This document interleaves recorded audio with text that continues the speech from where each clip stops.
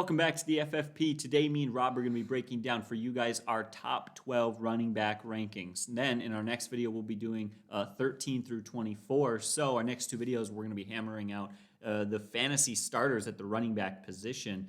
Now, I'll say right now, sorry for how long we've taken to put this video out there. We have already tried to record this like 3 or 4 times, and my computer just completely shut down to the point where I tried to hit the factory reset button, and apparently I didn't have enough memory to delete files. Like, it was just a total meltdown. So hopefully now it's working and this is going to go great. But again, we're going to be talking about just the top 12 guys. Another reason for that being, you guys know us, especially at the running back position. This video would be way too long if we tried to tackle all 24. So that's what we'll be doing.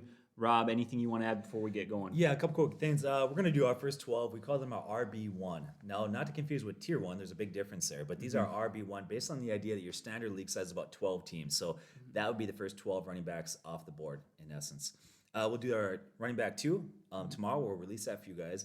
The other thing we want to say, too, is we believe that you win your league and lose your league with your running backs. Fundamentally, we believe we've done a lot of metrics, a lot of stats to show you that's where you got to have strength there.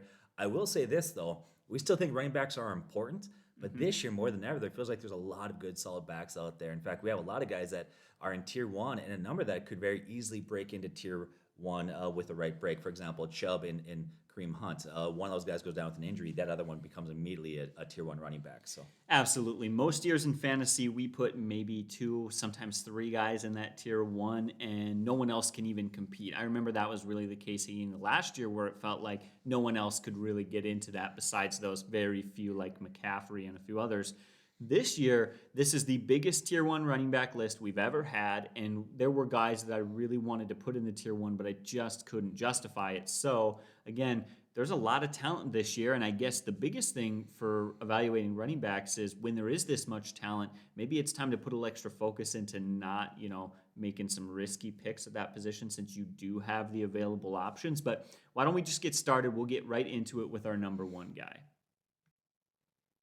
All right, so at number 1, we've got to go Christian McCaffrey. Of course, last season, it's hard to evaluate him because he's injured last year. But if we go back to the season before when he was healthy, he was just dominant, phenomenal. He had historic Hall of Fame numbers. It was ridiculous. He scored 469 fantasy points. That was not only number 1 among all running backs, that was number 1 by at least 150 points. So the next best back, who is Aaron Jones, I believe, he scored what, I believe 32% more fantasy points than him.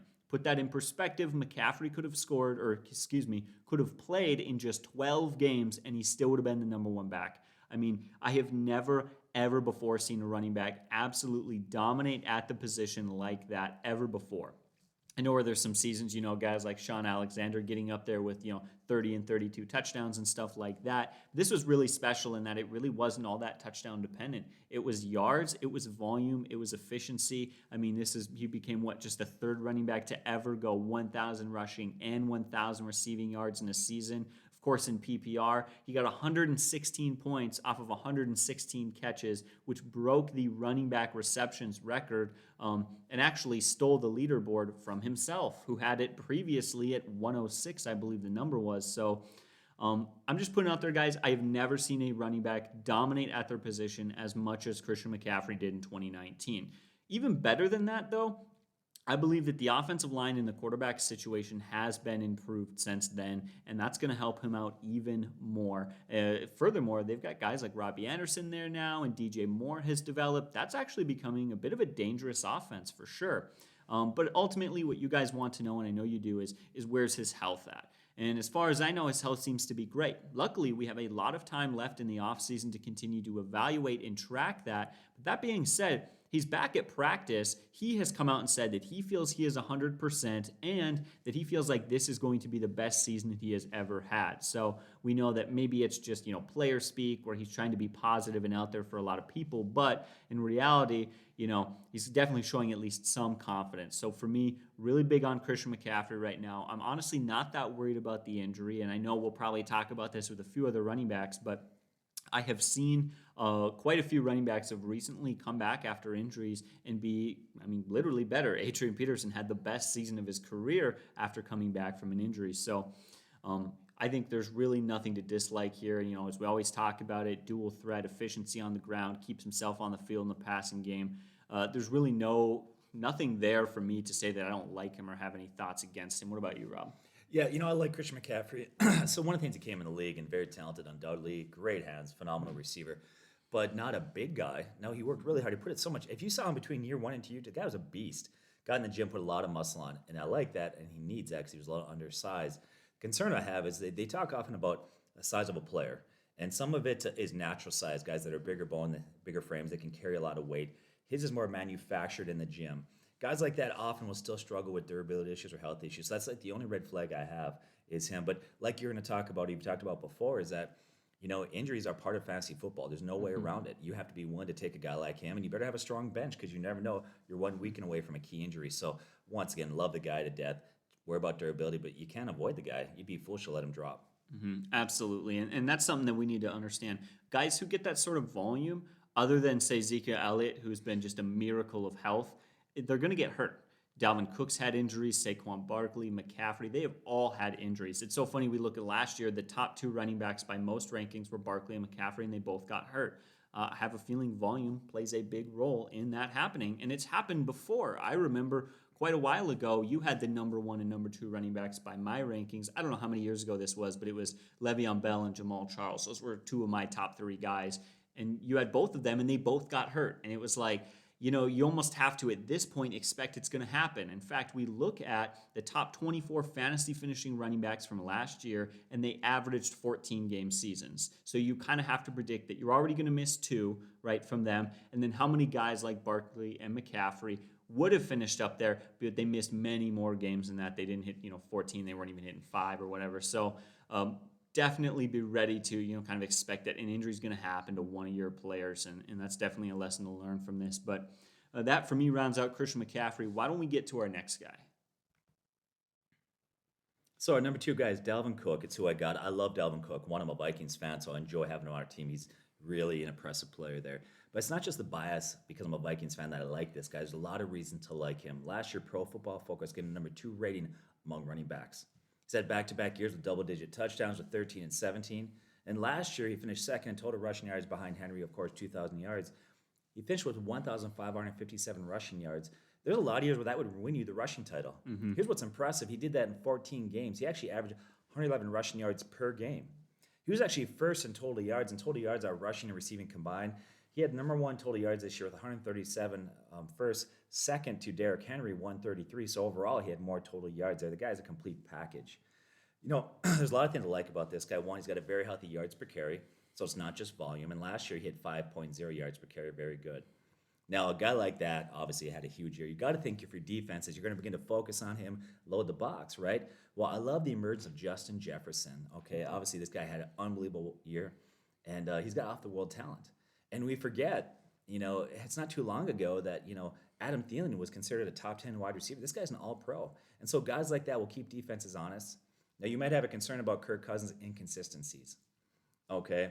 It could do one or two things. His inconsistencies could cause the offense to stall out at times, hurting his touches, or it could cause the Vikings to lean more heavily on him. With that, I don't think that Kirk Cousins' inconsistencies really affect his value that significantly. Before I move on, any take on Kirk Cousins' value, how it might affect him? Kirk Cousins' value. I don't have much to say about Kirk Cousins in particular. That passing game is more than good enough. And for those of you who aren't Vikings fans, the real problem with the Vikings is the offensive line and the defense, much more the defense. But for me, just addressing the Dalvin Cook thing, I'll be honest with you guys. As a Vikings fan, the Vikings have burned me enough that I've kind of stayed away from Vikings fantasy players, and I've actually regretted not drafting Dalvin Cook. So I'd say, if you're wondering, hey, he's at number 2, are those Vikings fans being biased? No, in fact, I think I've really regretted not drafting him at times. Or trading him in the Dynasty League where you did have him. Or trading him away because I just can't handle the stress of watching us lose and my fantasy players. I think it also came down to something we'll cover shortly, which is that his health issues. Yeah, for sure. But we'll get to that in a bit. But yeah, anyways, I wouldn't worry about Kirk Cousins'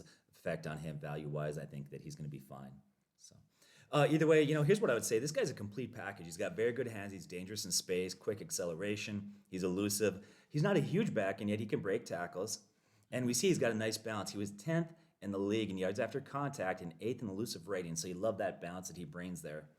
He's averaged 3.5 catches per game in the last 3 years.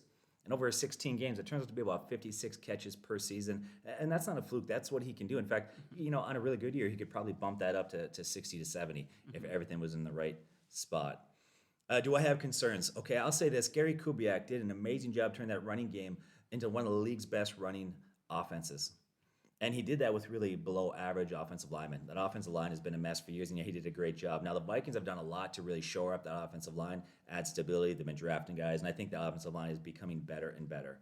But now Kubiak took over offensive coordinator. We actually said that, don't worry, Vikings fans, he's going to actually improve that offense in the running game, and he did exactly that. His zone blocking scheme is excellent, but he retired. So what effect is that going to have on the running game and Dalvin Cook? I don't think it's going to matter. His son took over. And people close to the team really feel like they're going to keep the same approach and the same scheme. So I don't think that affects Dalvin Cook's value at all. Another concern I have, and we just talked about it, is durability and his size. Coming out of college, this guy was really talented. People thought he had so much potential there, but they weren't about durability. He's only 210 pounds. He's not like a Derrick Henry type running back there. And he has missed 21 games in the 4 seasons. That's a lot of games that he has missed. He's been banged up often. So what we'd say is you can't pass up Dalvin Cook. He's far too talented.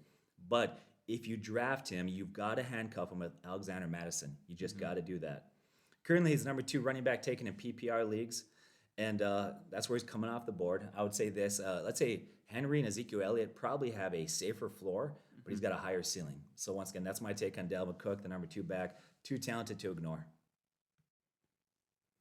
All right, now at number 3, we have Ezekiel Elliott. Here's the thing, I think some people were disappointed in him last season. He finished 9th in PPR scoring, and for a lot of you, you drafted him at 1, 2, or 3, and so didn't quite reach the level of production that you had hoped for. However, honestly, I was really impressed with him last season.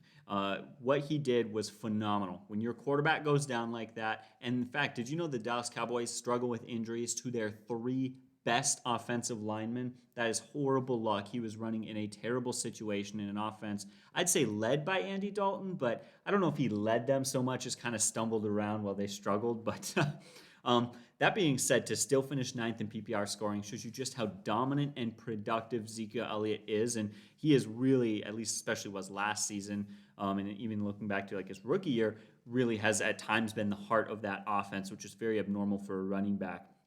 Furthermore, like just stat after stat after stat, it doesn't matter what you look at, Ezekiel Elliott is phenomenal. His 26 carries inside the 5-yard line last year led the NFL, tied with Dalvin Cook. So you get that huge volume in the red zone because let's be honest, touches are great, but some touches are more valuable than others, right? Getting the ball close to the end zone, that counts for more. So that's huge. In fact, go back since he entered the league in 2016, he has one of the lowest stuff rates in the NFL of 7.1%, and that is where you get 0 or negative yards on a run. Only 7% of the time that happens for him, way better than most of the other running backs on this list. But what really impressed me most, what really stood out to me was that the Dallas Cowboys figured out their offense last year. Dak Prescott stepped up, CeeDee Lamb stepped up, Amari Cooper continued to be who he has been. They all were phenomenal. And because of that, they were really able to get Zeke some more touchdowns. We've always known he's a good volume guy. We've always known he's a good runner. And as we've slowly seen every single year, he's been increasing his ability to do work in the passing game.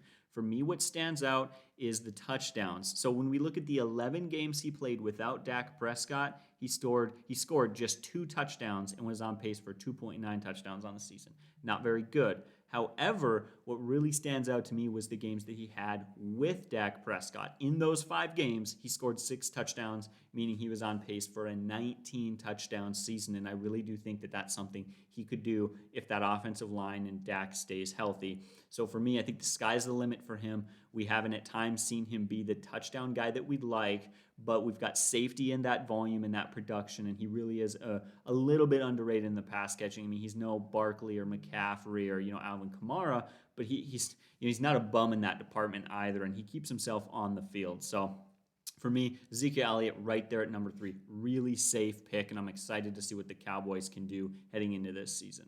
Yeah, you talk about red zone touches. They're so important. If you look at the history of fantasy football and some of the top running back scores out there, you mentioned like Sean Alexander earlier. I think about Emmitt Smith, Sean Alexander, Priest Holmes, and of course the number one touchdown guy that over 30 touchdowns was like Dalen Thomas, and they did it because of goal line carries. I'll give you one more name though of a guy because those guys all were really good backs. Here's another guy who actually didn't have a very good year. I think his yards per carry were like 3.8, 3.9. But he finished top 10 in fantasy because his touchdowns. LeGarrette Blount. LeGarrette Blount, he had like 18 touchdowns that year. Yeah, so those red zone carries are really important. All right, so that's Ezekiel Elliott. Why don't we continue on and get to our next guy? So we're going to our number 4 guy. I've got Derrick Henry. One word to describe this guy, to me, he's a beast. When I think about him, he's like a man of boys, really. That's how he is on the field as far as comparing him to other running backs. This guy is gigantic.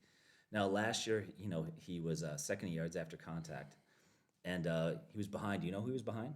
Who is he behind? I don't know. Chubb. Nick Chubb, yeah. So anyways, he was second yards after contact, and we'll get to Nick Chubb in a little bit. By the way, Nick Chubb has actually dominated in that area before in his running game, but let's get beyond his focus on Henry. Well, can I even say something about that?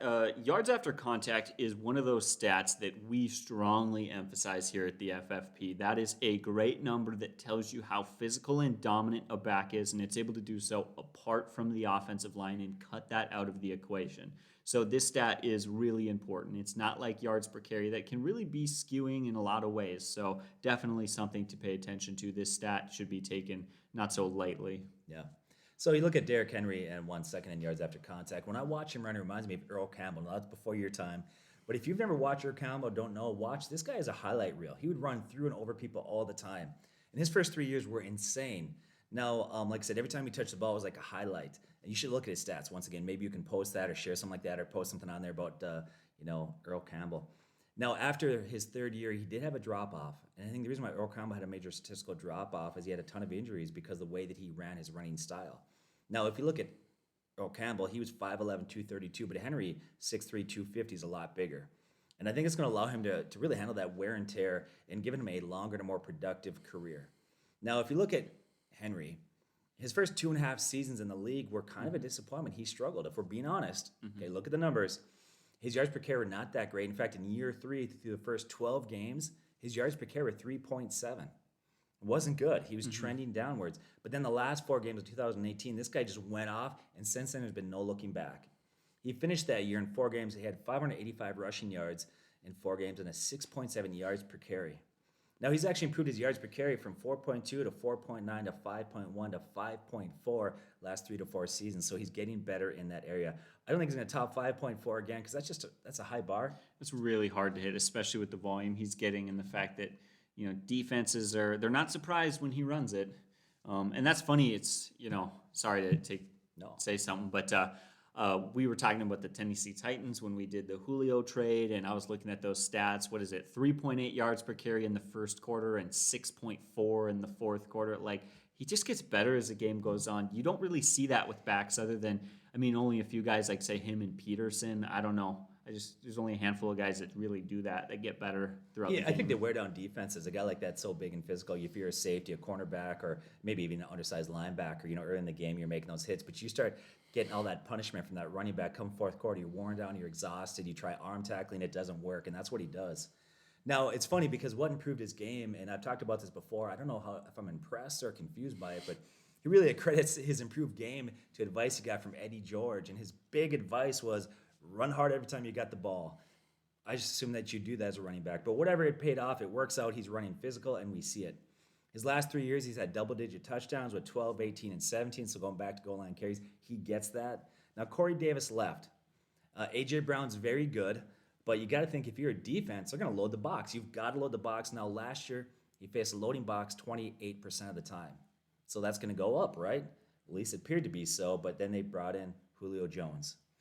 With Julio there, it's got to be really hard if you're a defense to load the box, right? It's just going to be very risky to do that. So I don't think that number is going to go up. I think you'll see about the same amount of loaded boxes as last year. So there. Well, and Julio Jones, he's not just a good wide receiver. Remember what type of receiver he is. He stretches the field. He loves to make big 15, 20, 30-yard catches. That's what he loves to do. So it's also plays that he's not just an effective wideout, but he's not running slant routes. He's taking safeties, corners, and linebackers deep. So that really is going to open up the field more than just, any old wide receiver being added to the team.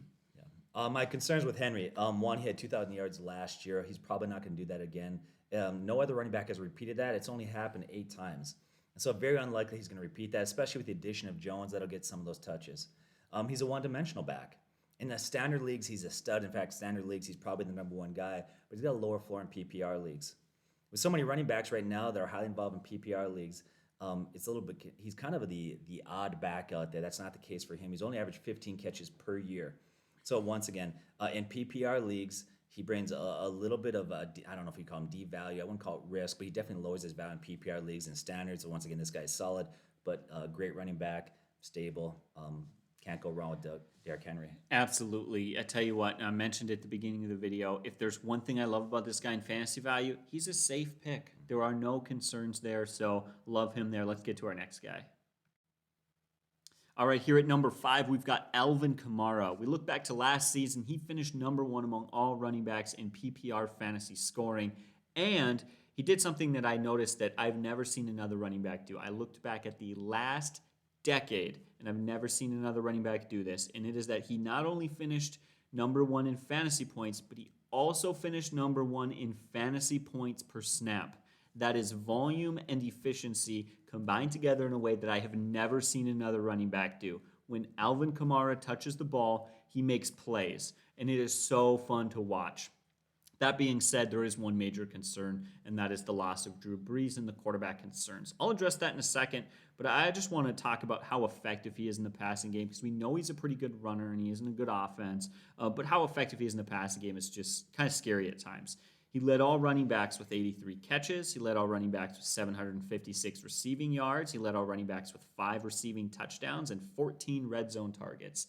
Fact of the matter is, Alvin Kamara is a machine catching the ball. And as you know, we've talked about this, and you guys know this, it's obvious. But hey, I love that, not just from a PPR perspective, but the fact that it keeps him on the field and keeps him relevant no matter what the score of the game is. That offers some extra stability to his fantasy points. Again, that being said, a lot of people forget this, right? You're in a standard league and you go, okay, I like this running back, and you look at his running stats. Don't forget to look at their receiving yards. That is 756 extra yards he had in the passing game. Sure, he doesn't get credit for the catches and he doesn't get the points there, but there are a lot of running backs who would love to have a 750-yard bonus to their rushing. So huge stat right there. He's been unbelievably effective, but let's get to the elephant in the room and the question and the concern of what's this quarterback situation going to look like. And I'll say for one, I'm not as concerned about it as I might be in another offense. The Saints, their coaching staff and their system has produced production no matter who is under center. Drew Brees has been nothing but phenomenal Hall of Famer. And you know what? They have really extended that into whoever replaces him. Take a look at Teddy Bridgewater. He is a conservative quarterback. In fact, let's be honest, in Carolina, they moved on from him after 1 year as they weren't happy with his play. But you know what he was fantasy-wise playing for the Saints? Teddy Bridgewater put up some big numbers and had some good games and had a lot of touchdowns where they were managing to move the ball.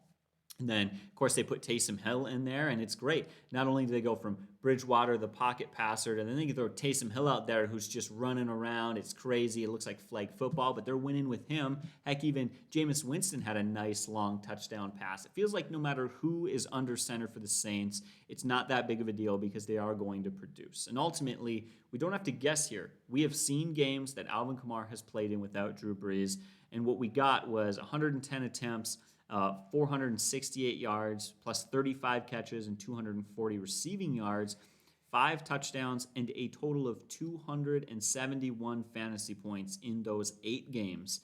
That would have put him 4th in PPR fantasy scoring. So boom, here we go. I think 5th makes a perfectly good spot. Drop him down 1 extra just because of how competitive this is. But yeah, him top 5 in fantasy, I do think that that is really where he's going to end up this season. Rob, what do you think? Yeah, you know, he's another guy that's a safe play. Very solid. You love him. I mean, will Breeze being gone hurt him or not hurt him? In many ways it could help, but maybe they lean on him more. Hill last year was great. Very efficient, did a great job as a quarterback. I do think he'll regress a little bit because now defenses can game plan just for him. Or whoever gets that. They say it's an open quarterback competition, but I think right now you'd say Hill's the guy. But I think the little regression, but once again, Alvin Kamara is a stud. There's only thing that frustrates me with this whole thing is In a redraft league, I had him 2 years ago, and the guy, he just didn't have quite the numbers. A lot of his touchdowns happened beyond in the fantasy playoffs. And then, of course, he rebounds last year and just blows up. But that's just the way things have been for me lately in fantasy. Yeah, well, that's just how life goes, I guess. But one more thing, and I'd say this. I'm a huge Drew Brees fan. I've always liked Drew Brees. I don't know why, but here's the thing. He really wasn't kind of himself last year. He struggled, and Michael Thomas had injuries. And so when you look at that, Drew Brees, again, I just didn't feel like he was playing quite as good as he had in the past, and maybe that's why he chose to retire. And then the Michael Thomas injuries, and Alvin Kamara was still fine. So it's not like that was peak prime Saints offense either. But let's move on. We can get to our next guy now. So now we move on to Saquon Barkley. Now, normally I finish talking about a player, I'll talk about their concerns, but I want to start with concerns for him. And here's why. This guy's a stud. There's just nothing to argue. This guy is so talented. Guy's got everything you want to see in a running back, but the one concern is his recovery from ACL surgery. But I think there's a few things going for him, and I think you can trust him this year. One, he's young. He's only 24 years old. He's known to have great work ethic, wonderful in the gym, very dedicated. Two, that injury happened early last year, so he had a long season to recover. Adrian Peterson recovered from that the year after and had a huge year. In fact, he has 2,000 yards right after ACL surgery, and Adrian got injured in week 12. So once again, he got injured a lot sooner, more time to recover. And here's the big one for me, if you look at it, is that ACL surgeries have come so far in recent years. You think Adrian Peterson, great after his ACL surgery. Dalvin Cook, done just fine. You can look at Frank Gore, etc. A lot of these guys, the surgeries come so far through the years. It's a lot different than 20 years ago. I remember when, do you remember Edgerrin James? No, I'm too young for that. 20 years ago, yeah, young guys. Anyways, so now I sound stupid, thanks. Sorry. Running back for the Colts. Anyways, he tore his ACL. And back in 2001 when that happened, a lot of the mindsets from doctors and medical people in the profession of football field felt like it takes you like a year or two to get back to your health if you ever fully get back. That's not the case now. That surgery's come so far. And so once again, I think he's going to be fine. And all reports that we are getting is he looks good. They're saying he's sprinting, jumping. Those around him are impressed by what he's doing. They say that he's on track to return for the start of the season. That's ESPN's Adam Schefter has said that. He's had no significant setbacks. Now, what some might say is the Giants staff have come out and said they're not giving a timeline, they're not saying a whole lot. But to me, you know what that is? That's coach speak. They always are going to be conservative. They don't want to put any pressure on them. But everything's pointing to the fact that he's recovered. He'll be ready to go. Here's another concern. The offensive line. They had the 5th worst overall grade among offensive linemen in the last 2 years. They ranked bottom and 8th in pass blocking and run blocking last year. Once again, that offensive line is not good. One, some players underperformed. They lost one of their top linemen who opted out for 2020. They got some younger players that need to develop and come on. There's room for improvement there. But it doesn't matter because even if that line doesn't improve, he's going to have volume and targets regardless. And that's the same offensive line that struggled back in 2019 when he had a very productive year. So it didn't matter. He still produced even with a substandard offensive line. Now, I think it's going to bode well from this year is the evolution of Daniel Jones. That's going to help. He regressed a lot last year, right? The guy's got to get better. And he's shown he's got upside. He's a quarterback that's shown that he can do a good job back there. He's going to get better, and that's going to help that offense overall. Now, right now, his average draft position is 5th back taken. And that's kind of the consensus. A lot of people expect him to go well, so expectations are high. But why so high? Why 5th when there's so many other good backs available? We talked about after this, there's a lot of good guys that are probably safer plays than him. Here's why he's so high, okay? This guy's a freak of nature, and I mean that in the best way possible. That's a compliment. Doesn't really sound like it. No, he's a freak. But this guy's a freak of nature. He really is. Off-the-chart metrics. He crushed the combine. He's a complete back. Runs hard. He's fast, quick cuts. He can break tackles. He's got great hands, good size, very coachable. You name him. He's everything you want in a player. Back at the combine, they have what they call the RAS score, R-A-S, right? And basically what this score is, it combines their metrics and measurements with event performance, and they combine it. And the top score you can get is a 10. They rate from 1 to 10. He scored a 9.97, basically perfect score. The guy was crazy. Sounds like a gymnastics score. It does, yeah. You at the combine, he jumped higher than Julio Jones, did more bench press than Zach Martin and Tyron Smith. You're talking about some big guys there, some linemen. So those are big B offensive linemen. Pushing is what they get paid millions to do. Yeah. So. He ran a faster 40-yard dash than Alvin Kamara. Once again, he's got the best of all worlds. He's an every down back that can alter an entire offense by his very presence. And he has a rare ability to create extra additional yardage in space. He's elusive. He's got good vision, feel for space and open field. He's got great hands. This guy's averaged 4.9 catches per game since he came into the league. Over 16 games, that's 78 catches per year. That's phenomenal. He came in the same year, I think, that Christian McCaffrey came in, and they were right there as far as their catches go. Now, I would say Christian McCaffrey, obviously a little bit better pass catching back, but Saquon Barkley is no joke in that area. Now, everything I like from him is that the Giants are working hard to have a strong receiving core. And I think that's going to bring some balance and keep defenses honest. They got Shepard. They brought in Kenny Golladay, Slayton, Pettis, John Ross, first-round pick Tooney. And so they got a lot of weapons there. You add to that their tight ends. You got Ingram. They brought in Kyle Rudolph and then Calvin Benjamin, a converted wide receiver trying to make the team as a tight end. So I think that's going to help keep things honest for defenses. Now, obviously, we're going to have to monitor the situation here, and we'll fluctuate it based on information that comes in as we get closer to like August. But that's where we got them. Yeah, I don't even have anything to add because you really hit all the points home. He's a well-rounded running back, physical runner, great in the pass game, great situation. They're adding some weapons to take pressure off. What else could you really ask for except maybe a better quarterback? But hey, it's not like the quarterback situation is any worse than it was when he had that phenomenal fantasy season, right? So you just kind of expect that as long as he's healthy, he's going to have a great year.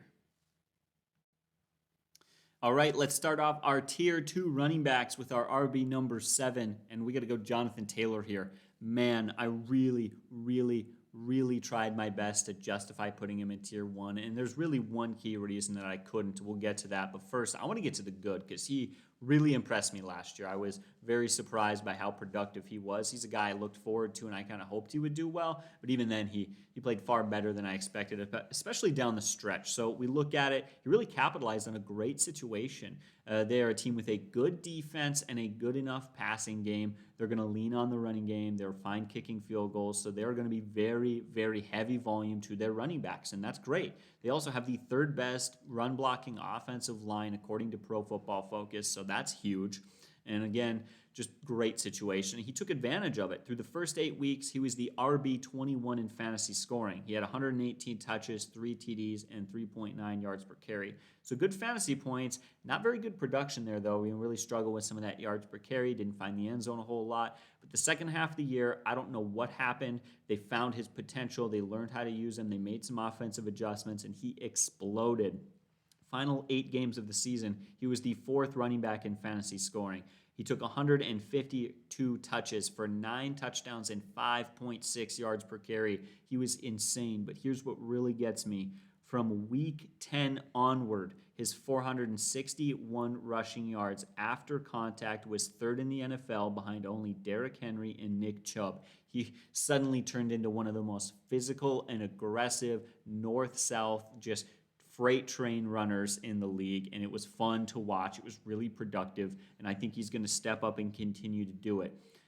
So where's the concern? Well, the concern is Nyheim Hines, and I think he does have a safe floor. I think Jonathan Taylor is a safe pick here, but his ceiling is limited where I don't think he can quite have a Dalvin Cook ceiling when they're giving this many touches to Nyheim Hines. On the ground, Hines had 455 rushing yards on 4.8 yards per carry, and in the passing game, he had 68 catches for 490 yards and 7 total TDs. So for that reason, I don't think he can quite compete with, a Barkley and a McCaffrey and Ezekiel Elliott, who really are hands down the only running backs in that offense. But that's really just has to do with the fact that they have another very talented back. And that being said, I don't want to scare you too much. He is still the guy. I just think he's not going to quite see the volume as some of these other guys.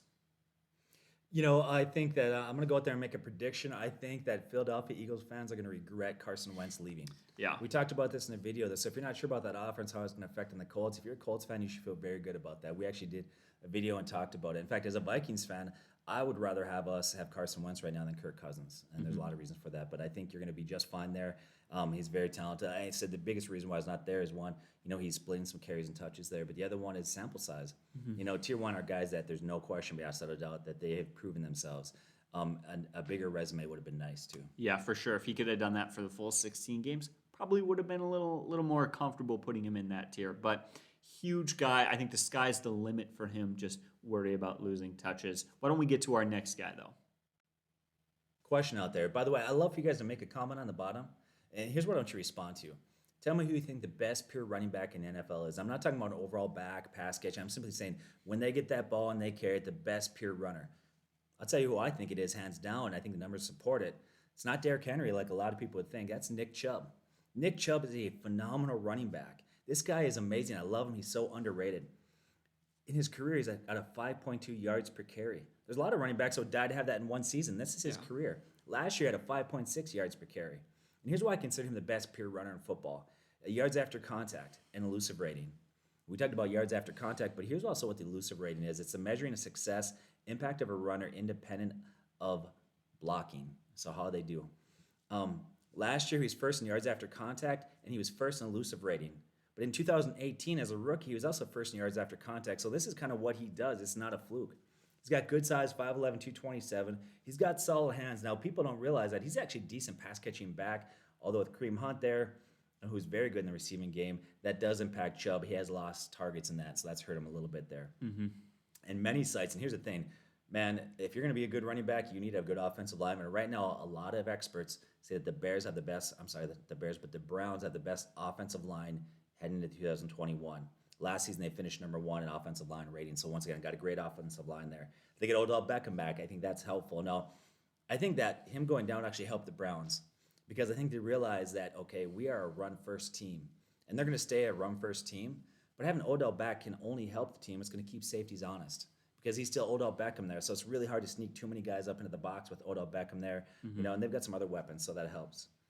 Here's another thing I love about Nick Chubb, man. I love players with a great attitude, and Nick Chubb has that. He's everything that you want in a running back. He's in the final year of his rookie contract, and at this point, a lot of people would hold out. He wants a long-term deal. I get it. He wants the money. It's his career, right? And a lot of people would hold out, but you know what? He decided not to hold out of the Browns' mandatory camp, and here's why. He wants to be back on the field with his team. Isn't that a great attitude to have? That is great. Do I have a concern for him? One, Kareem Hunt. If he was there, if Hunt wasn't there, he would be a tier 1 running back, hands down. But last year, Hunt had a very good year also, very productive. And the Browns had success running the ball. They will make sure to bring balance this year. They'll make sure they get a lot of touches in both of their hands. But because Hunt is there, it does lower his value. That's the only concern I have. Yeah, absolutely. I completely agree. And it's funny that it took them so long to identify that their running game was their strong suit and they needed to lean more on it. We see a lot of teams do that. It's almost like when like a 14-year-old's played Madden and they only want to pass. Seattle did it too. What did they do last year? They were insane. They were phenomenal for like the first 8 games. And they got too far away from the running game. And then what did they do? They struggled. They got their butt kicked in a few games and they had some serious offensive issues. It feels like we see a couple teams do that every year. And it's just so crazy. But it's great to see like they really found their identity and they'd be blind to not realize that they really need to stick to the ground game. But that's Nick Chubb, and I completely agree with you. Just to let everyone listening know, I think Rob is right. Best pure runner in the league, by our opinion, is Nick Chubb. But it is a competitive race. There's probably 4 or 5 guys who are just phenomenal on the ground. All right, here at number 9, we've got Aaron Jones. Guys, it's funny going way back to when it was, will this be Jamal Williams or Aaron Jones who's going to take over that backfield? We felt like it was going to be Aaron Jones. Seemed like everyone out there disagreed with us. Don't mean to brag, but we turned out to be right, and it wasn't a surprise. We saw the talent there, and he's continued to show that talent since he's entered the league. He's been great. Take a look at Pro Football Focus's rushing rating. Since he entered the league, he has been in the 95th percentile among all running backs. He's been just phenomenally productive. Take a look at it. He finished 9th in total touchdowns and 6th in combined yards. He did that in just 14 games last year. So despite missing a little time, he was still huge in the touchdowns and yard category, which, of course, really are the most important thing. And I love how he did it. It wasn't volume, it was efficiency. 5.5 yards per carry. I believe that was 4th among running backs behind really only some phenomenal guys. So great category to be in there. And it's an offense that I trust. When they have Aaron Rodgers, that Packers team they're going to score touchdowns, they're going to get points. And their offensive line is a top 5 offensive line in the league. So just putting out there right now, let's just be honest. Let's address the elephant in the room. Rob, what's the one concern? What is it? It's Aaron Rodgers, right? Yeah, is Aaron Rodgers going to be there, yes or no? And I think the answer is going to be yes. And this is the weirdest, I hate the way that we have to figure this out with the drama of, will Aaron Rodgers play for the Packers or won't he? I'm going to say, and we talked about this a few days ago when we first recorded this video and now we're re-recording, I'm going to say that I think Aaron Rodgers will be playing for the Packers this year despite all the drama. And since I kind of already thought that, we've actually gotten some more confirmation. I believe it was even just 9 or 10 hours ago. It was released that Aaron Rodgers renewed his country club membership in the Green Bay area, which is just stupid. We need to pay attention to that, but that's probably a good sign. Yeah, I think he's got a few things going for him. One, the Packers are poised to compete for the NFC Championship, but they need Aaron Rodgers to do that. Here's the other thing, whatever you might think of Aaron Rodgers, is he prima donna, is he being spoiled, whatever, I don't want to break that down. But he's got a lot of leverage in the fact that a lot of his own players have begun to support him. And you're going to lose that team and the team is split. That puts a lot of pressure on the organization to make it and get a deal done. I think they will. I think they bring him back. Yeah, we've seen more teams like this happen where when a superstar wants something, he really gets his way. And a lot of teams have leaned that way. We've even seen it with go to basketball and LeBron. Like when LeBron wants a decision made, he gets it. Aaron Rodgers he's really good quarterback, and he is necessary for teams to, be able to compete at that level, because wherever he goes, they're going to be competing. So I think they're going to give him what he wants. I know the drama's uncomfortable, and I know a lot of people are surprised with the whole Tom Brady thing, that maybe, he could follow in Tom Brady's suit of actually going to a new team. But I'll tell you that there's a big difference between those two. And what's the big difference is that Tom Brady left to go from a crappy offense with no weapons to an offense with tons of weapons, the most weapons he ever had in his career. Where's Aaron Rodgers going to go that he's going to upgrade from Devontae Adams and Aaron Jones? I don't think anywhere right now that would really want to give up the price tag they'd have to for him. So I think Aaron Rodgers is going to stay there. I think Aaron Jones deserves this spot. And when Aaron Rodgers is in that offense, Aaron Jones, the fantasy numbers are there, especially the touchdowns. So our next guy we have here is Austin Ekeler. This guy's a PPR stud. The last 3 years, he's averaged 4.6 catches per game. That turns out to be 74 catches over 16 games. And 2 years ago, this guy was crazy. 92 catches, 993 yards, and 8 touchdowns. All you can say to that is wow, that's really good. Last season, he got the 6th best rating amongst backs for receiving. And the 2 guys that were ahead of him were White and Hines. And White and Hines are really pass-catching specialists as far as running backs go. So really, you give him the 4th overall rating amongst starting backs. He actually was first in receiving rating back in 2019 PPR as a Pro Football Focus gave him the #1 rating as far as running backs' ability to receive the ball, hands, things like that, etc. He got the #1 rating there. And then that same year, he finished 4th in fantasy points among all backs in PPR leagues. So that year, whoever thought Austin Ekeler would be #4 running back overall? Yeah. That's crazy. So he dominates in PPR scoring leagues. And we got a chance to see just how high his ceiling is. But I'm going to be honest with you right now. There are concerns for me. He makes me a little nervous. Okay. At 5'10", 200 pounds, he's a smaller back. His style, okay, his size don't bode well for your prototypical back in the NFL. Okay. And we see there's a direct correlation. As they've increased his carries, his effectiveness has decreased. Consider this. 1 year had 47 carries at a 5.5 yards per carry. Up that, he had 106 carries at a 5.2 yards per carry. Another season had 116 carries and went down to 4.6. And then the most ever carries at 132. It dropped to a 4.2 yards per carry. So we see that as his volume goes up, his efficiency goes down. I think they're going to understand and kind of keep him in that zone, keep his carries a little bit lower. In fact, we see that 3 years in a row, he's only gotten 500-plus rushing yards per year. So I don't think he's going to get you a lot of rushing yards. And he's also only had 9 rushing touchdowns in 4 years. That's concerning. And so he's not going to allow the goal line carries there. But in PPR leagues, do not hesitate to grab this guy. In standard leagues, maybe buyer beware. He's still good, and he's got a safe floor, but a little bit higher or a little lower ceiling. Once again, in standard leagues. And here's a final thing I'd put out there, and this is kind of confusing for me. People need to know their scoring system, understand how it affects your drafting. Okay, his average draft position currently in standard leagues and in PPR leagues is 10. It's exactly the same. That's not right. It should fluctuate. He should have a high rating in PPRs and a little bit lower in standard leagues. So just consider that when you draft the guy.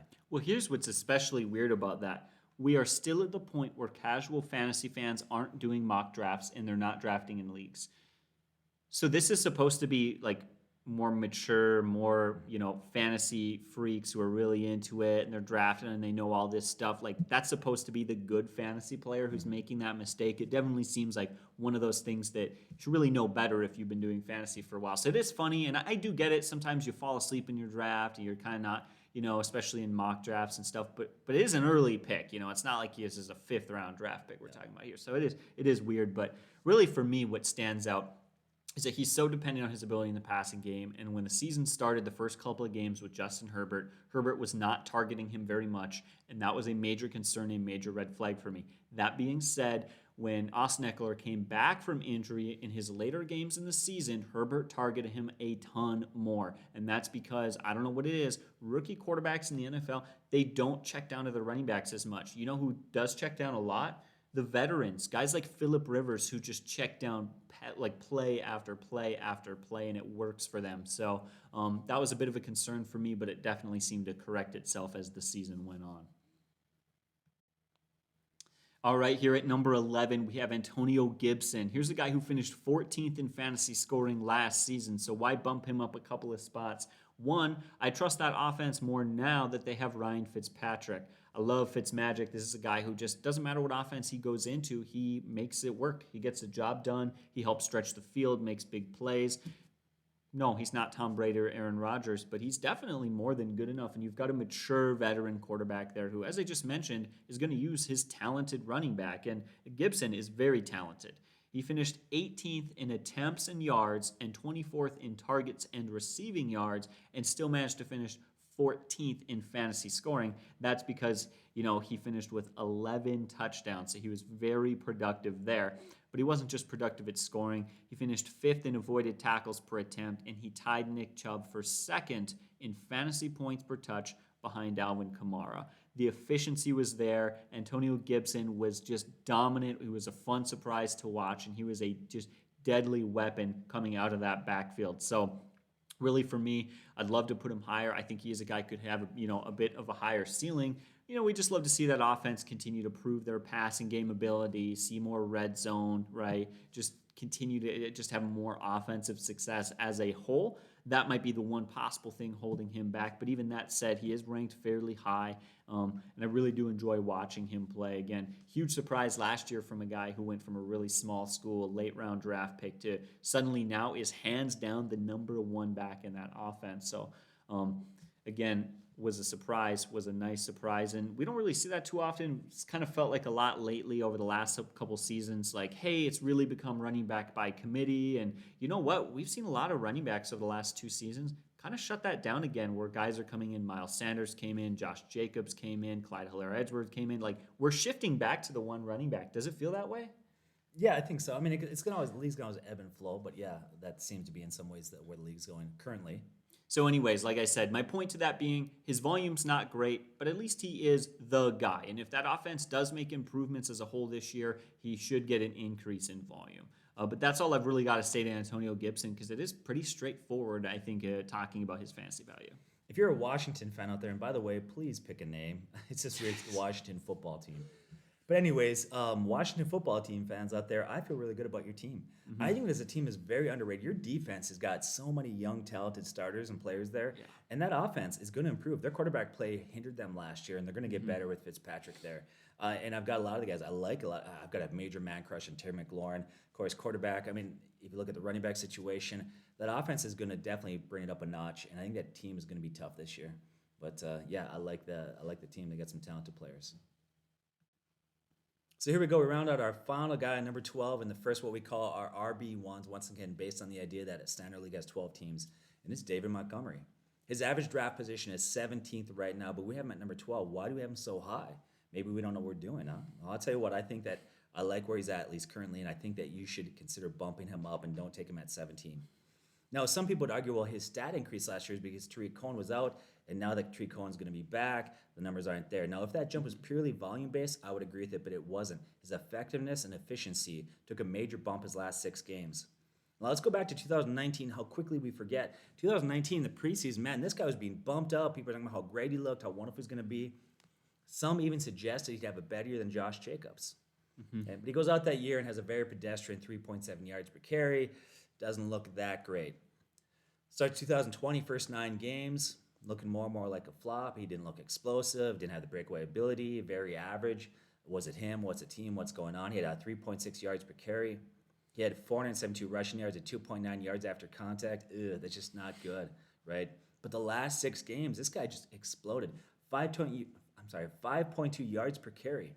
598 rushing yards, a 3.44 yards after contact. That puts him near the top in the league. That's really solid. And he had 8 touchdowns. This guy was off the charts good down the stretch. Weeks 1 through 9, he averaged 14.6 carries, and after that, it jumped to 19.3. Now, he did 54 catches in 15 games. Here's my take on that. One, it shows that he doesn't have to be taken off the field on third downs. I don't expect he's going to have 54 catches this year because Tariq Cohen is going to get some of those catches because Tariq Cohen is very good in space, got great hands. But it shows that he can be on the field in passing situations. So for you, 30 to 40 catches is reasonable for him. Do I have concerns? There's always concerns if you find something. There's always going to be something out there that you could find a concern with. One, that offense was brutal with Trubinsky at the helm. Has struggled. Last year, they're 22nd in the league. Year before that, 29th. So the offense hasn't been good. Dalton and Fields were brought in. And you know what? At this point, I think everybody thinks Fields is going to be the quarterback of that team. But even if it's Dalton, I think either way, they're going to upgrade at that position. It's going to improve that offense. Another concern is the offensive line. They lost both starting tackles. That's not good for a team that already struggled in the offensive line. But in fantasy football, it's always about opportunity. Mm-hmm. And we saw that last year. A lot of people mocked us when we talked about, hey, keep your eye on the Jaguars running back situation. There's volume to be had there. There's points to be had there. Don't overlook it. Don't overlook it. Mm-hmm. Man, we got mocked. People said that's crazy. I wouldn't touch any of those guys. Well, you know what? You missed out on Josh Robinson, who had a phenomenal year. James Robinson, sorry. It's at the end of the video. I've been working all day. James Robinson, thank you. Anyways, so here's an opportunity. This guy is the lead back there, okay? Mm-hmm. This is David's team. It's not going to be Tariq Cohen. He's far too small. He's like 180 pounds. He's not going to get the carries. He's definitely what I call a gadget player, specifically things like that. It reminds me of Darren Sproles and other players like that.